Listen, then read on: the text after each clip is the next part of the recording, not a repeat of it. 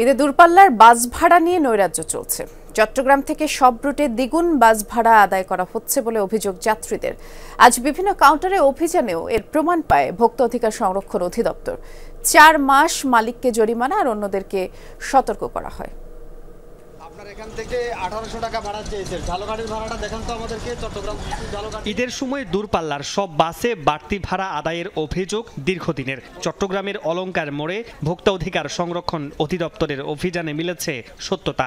যাত্রীদের অভিযোগ, চট্টগ্রাম থেকে ঝালকাঠি রুটের 900 টাকার ভাড়া 1800 টাকা নিচ্ছে, তবে কাউন্টার কর্মীদের দাবি ভিন্ন। আমার কাছে ভাড়া চাইছে আর কি 1800 টাকা, যেটা রেগুলার ভাড়া হলো 900। এরা প্রতিবারই এরকমই ভাড়া চায়। সরাসরি আমরা বরগুনা ভাড়াটাই চাওয়া হয়েছে, কারণ মালিক ওই যে বরিশাল টরিশাল এগুলো তো মানবে না। সরাসরি গাড়ি যেখানে যাবে সেখানে ভাড়াটাই অলমোস্ট ওখানে নিয়ে নেবে।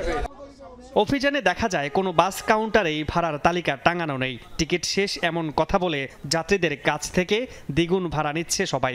4টি বাসের মালিককে 43,000 টাকা জরিমানা ও অন্যদের সতর্ক করা হয়।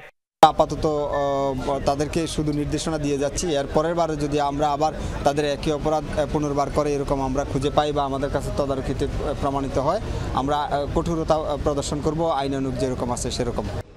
প্রতি বছর ঈদ যাত্রার সময় দূরপাল্লার বাস ভাড়া নিয়ে নৈরাজ্যে ক্ষোভ প্রকাশ করেন যাত্রীরা। বলছিল যে 1500 টাকা রংপুরে ভাড়া, তো আজকে কাউন্টারে আসলাম, কাউন্টারে এসে দেখতেছি 1850 টাকা ভাড়া। 500 বেশি নিলেও যাইতে হবে, 2000 1000 বেশি নিলেও আমাদের যাইতেই হবে।